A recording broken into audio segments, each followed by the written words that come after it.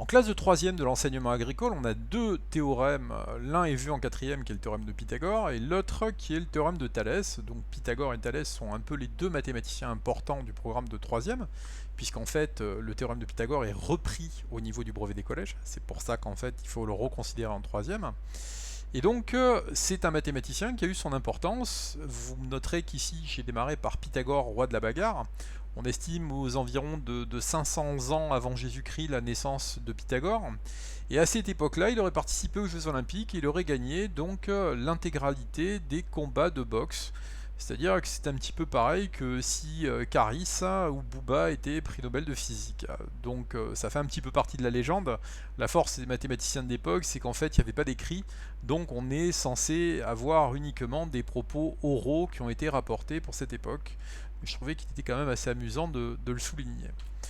Donc Pythagore, c'est un théorème qui se passe uniquement dans les triangles rectangles, et dans un premier temps, il faut comprendre que ce n'est pas une histoire d'addition, c'est-à-dire que si ici je fais 3 plus 4, eh bien je n'obtiens pas 5. Je me permets de faire un petit peu le rappel, AB, ce côté rouge, est situé en face de l'angle droit, c'est ce qu'on appelle l'hypoténuse, c'est-à-dire c'est le côté le plus grand du triangle, d'où la logique qu'on aurait pu imaginer de dire que les deux petits ça fait le grand, et ce n'est pas le cas. En fait, c'est une histoire de surface, c'est-à-dire que on retrouve ici 3, ici 4 et ici 5. Mais cette fois-ci, j'ai développé autour la surface des carrés correspondants. C'est-à-dire que ici, vous voyez que j'ai fait un carré de 3 par 3, ici un carré de 4 par 4 et ici un carré de 5 par 5. Donc au lieu de regarder la longueur, je vais prendre la surface. Ça veut dire que ici 3 fois 3 ça fait 9, ici 4 fois 4 ça fait 16 et 5 fois 5 ça fait 25. Cette fois-ci, si je fais la petite surface qui est ici plus la petite surface qui est ici, ça me donne la grande surface, parce que 9 plus 16, ça fait 25. Alors, c'est ici qu'on trouve en fait le théorème de Pythagore tel qu'il est énoncé, à savoir que le carré de l'hypoténuse, parce que 5 fois 5, c'est pareil que 5 au carré, est égal à la somme des carrés des deux autres côtés, parce que 4 fois 4, c'est 4 au carré, et 3 fois 3, c'est 3 au carré. Concrètement, si je devais le transformer, on va dire en version Pythagore, j'aurais 3 au carré plus 4 au carré est égal à 25. J'ai ici deux cas. Soit je suis en recherche de l'hypoténuse, c'est-à-dire le plus grand, soit je suis en recherche du petit, c'est-à-dire qu'on m'aurait donné l'hypoténuse, c'est le cas qu'on va voir après. Donc, si j'ai bien suivi, lui au carré plus lui au carré, donc la somme des deux petits au carré, ça me donne de grand au carré. Donc voilà comment est-ce qu'on le rédige. D'abord, ma seule condition nécessaire, c'est d'avoir un triangle rectangle. Ensuite, j'ai le droit d'utiliser le théorème de Pythagore. J'écris en toutes lettres que le côté AB au carré, bien sûr, c'est égal à la somme des carrés des deux autres. Je remplace, donc ici je fais une addition 6 au carré. 6 x 6, 36, 8 x 8, 64. Si vous avez un doute, la calculatrice vous le donnera. Et 36 plus 64, ça fait 100. Mais c'est là où c'est une erreur qui est assez importante chez les élèves, c'est que beaucoup d'élèves vont oublier de réfléchir un petit peu au contexte. AB au carré, ça correspond en fait à une surface qui partirait d'ici et qui ferait un carré qui serait assez grand. Mais en toute logique, je ne pourrais pas avoir un côté ici qui fait 8, ici un côté qui fait 6, et ici avoir un côté qui fait 100.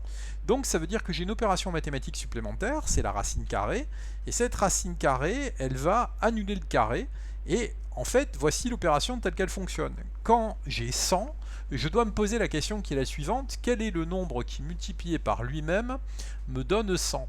Et ce qui est important, c'est de bien avoir cette notion de nombre multiplié par lui-même, parce que 50 fois 2, c'est deux nombres qui sont multipliés, c'est pas un nombre qui est multiplié par lui-même.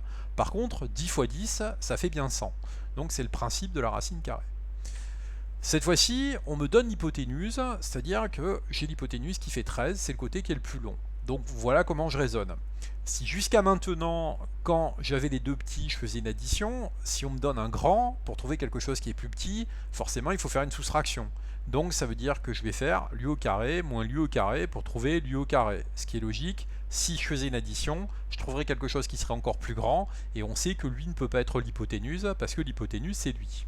Donc à nouveau, j'ai un triangle rectangle, je sais que j'utilise le théorème de Pythagore, cette fois-ci je pose ma soustraction, je suis à la recherche du côté AC, je ne me trompe pas en me rappelant que je fais bien le grand moins le petit, sinon je vais me retrouver avec quelque chose de négatif, et c'est totalement impossible. Je fais 13 au carré moins 5 au carré, 169 moins 25, 144. Et à nouveau, je me pose la question, quel est le nombre qui multiplié par lui-même me donne 144? La calculatrice en faisant la racine carrée me le donne, c'est 12. Cette fois-ci, je suis dans un nouveau cas, c'est-à-dire que je ne sais pas que le triangle est rectangle, mais on me donne les trois longueurs. C'est ce qu'on appelle la réciproque du théorème de Pythagore. Ça ne va pas changer grand-chose sur le raisonnement parce qu'en fait c'est toujours la même chose. Voici la question que je me pose.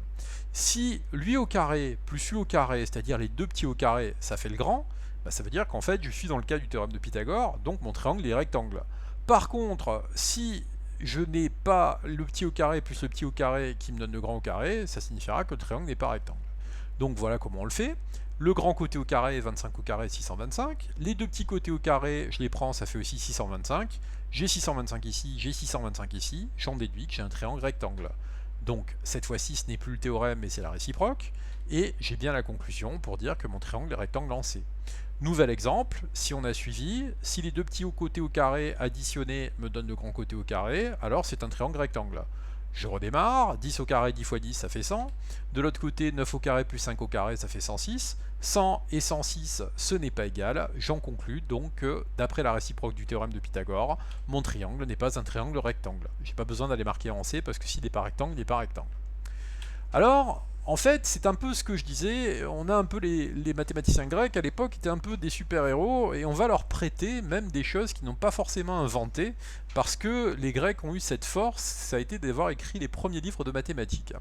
Et ici, on se rend compte qu'on a trouvé des tablettes babyloniennes, donc une civilisation qui a disparu et qui date de bien avant les Grecs, et qui aurait donc trouvé 1000 ans avant le théorème de Pythagore. C'est pas un cas nouveau, et c'est un petit peu ce que je disais en introduction. La force en fait de cette époque, c'est pas de réseaux sociaux, pas de Twitter, pas de photos, donc ce qui veut dire qu'en fin de compte, on n'avait qu'une transcription orale, ce qui aurait été difficile un petit peu de pouvoir avoir d'autres témoignages, et donc on peut faire un petit peu raconter ce qu'on a envie, quoi.